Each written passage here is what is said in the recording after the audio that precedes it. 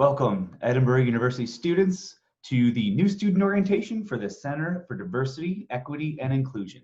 I'm here today with Dr. Terrence Mitchell, the Chief Diversity Officer here at Edinboro University, and we're going to be discussing the program, the office, and what you can expect here on Edinboro University. So during this session, you will hear from Dr. Mitchell, and you will view a PowerPoint that we prepared for today.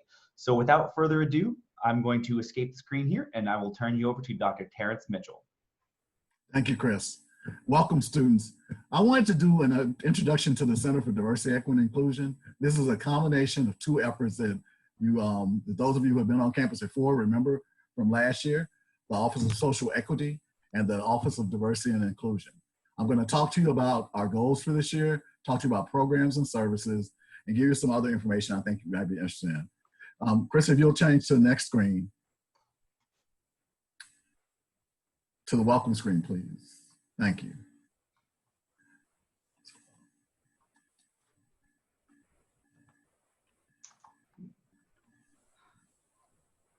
We're having just a minute of technical difficulty, everybody.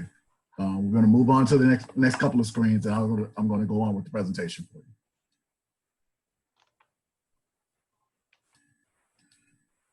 So I want to start with some operational definitions. When we talk about new students for this program, we'll be talking about anyone who is an incoming freshman, regardless of your age, a transfer student, regardless of your age, and anyone new to the Center for Diversity, Equity, and Inclusion.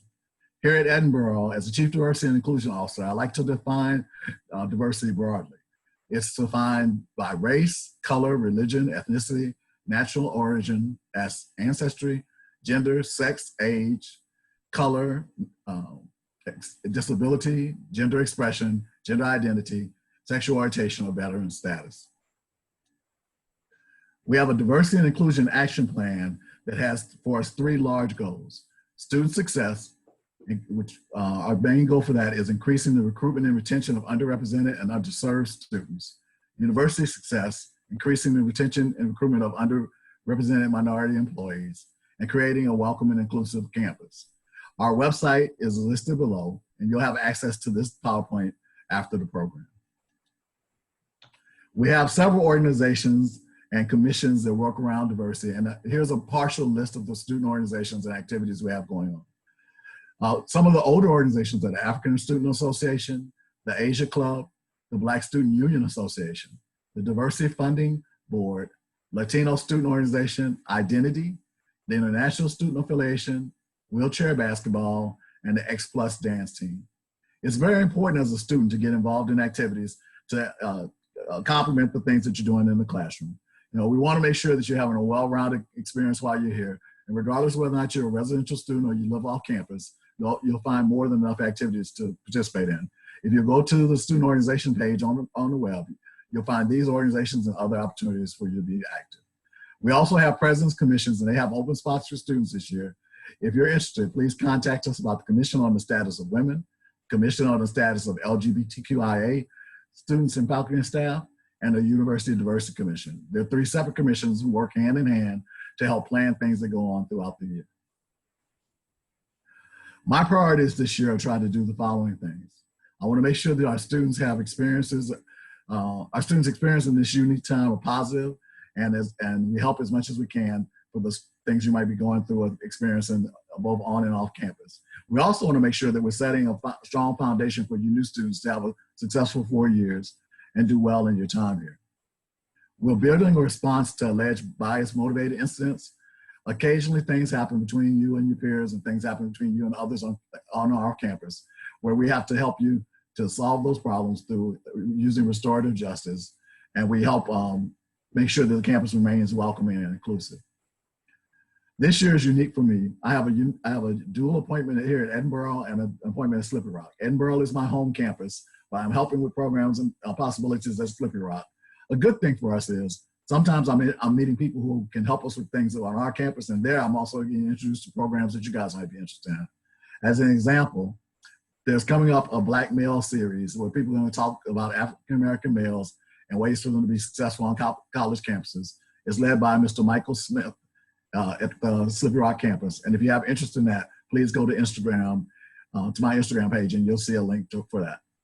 We also want to make sure we're supporting our existing diversity cultural organizations and programs.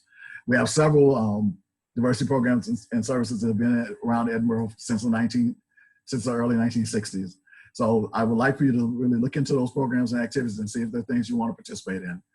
We are trying to establish some new culturally specific academic organizations. To use some examples, we're already interested in a charter for the National Association of Black Journalists, and we're speaking to someone on the West Coast about the Latino Student Business Association. If you have an organization that you're interested in, it's very easy at Edinboro to establish an organization. I'm most interested this year in helping you found academic organizations. But if you're interested, we also can look into the National Pan-Atlantic Fraternities and Sororities and the Latino fraternities and sororities that exist around the country. We are going to complete our diversity and inclusion action plan this year. It's 2021, and we'll begin a larger strategic plan for the years to come. I ask you to join us in monitoring our work with that, and also join us in possibility of fulfilling some of our goals. That can be found online also. And then lastly, we're going to make sure that we have a successful integration of the Center for Diversity, Equity, and Inclusion. Now, I am talking through the program, but as you go along, if you have questions, please do put them in the chat and we'll answer your questions. We have several programs that go on here, along with some traditional programs that have been here forever. The Latinx Heritage Month program will begin on September 15th.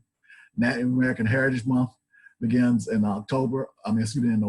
Martin Luther King Jr. celebration will celebrate twice in January and February.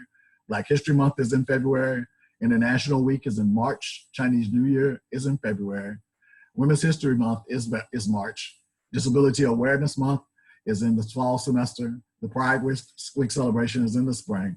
And we have a Frederick Douglass Institute where we welcome graduate scholars who come to campus to help teach and also to help us learn more about their specialty. We have a Donning of the Stoves graduation celebration and the diversity dialogues, which are ongoing, which is just one part of. The pictures of Lieutenant Luther Manis, the winner of the 2020 Martin Luther King Jr. Social Justice Award. The Joe Lath Justice Award is an award open to students, and we'll start advertising for that in the next month.